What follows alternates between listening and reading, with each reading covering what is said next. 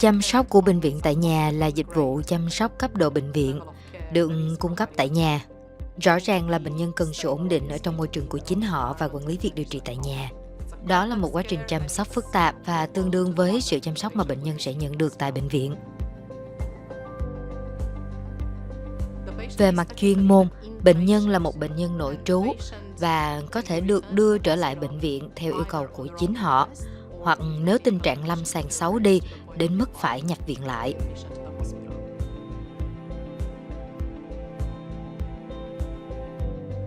Chăm sóc của bệnh viện tại nhà là một trong những chương trình tốt nhất mà chúng tôi thực sự trải nghiệm trong hành trình 7 tháng này.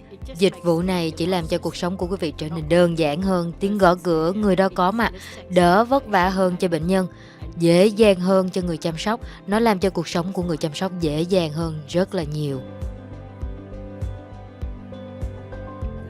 Phần khó nhất lúc ban đầu là sợ hãi. Với tư cách là một người chăm sóc, chúng ta đang nói về những vấn đề của tôi, với cách tôi có thể vượt qua những ngày tháng và những điều tương tự như vậy, cho đến khi nó trở thành bản chất thứ hai, cho đến khi nó trở thành kiểu không sao, tôi làm được mà.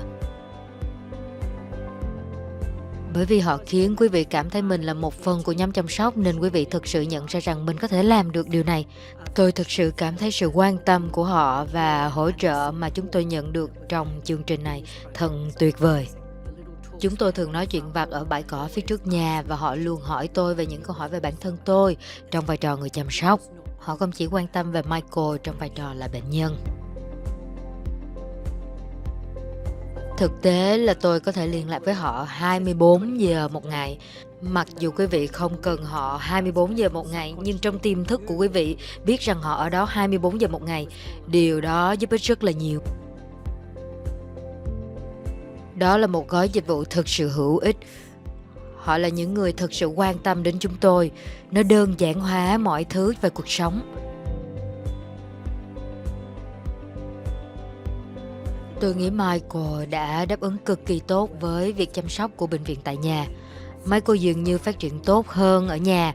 Quá trình phục hồi của Michael dường như luôn nhanh hơn.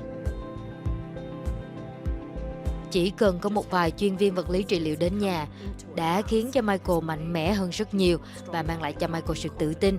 Và tôi nghĩ đó là điều mà dịch vụ chăm sóc của bệnh viện tại nhà thực sự đã mang lại cho Michael.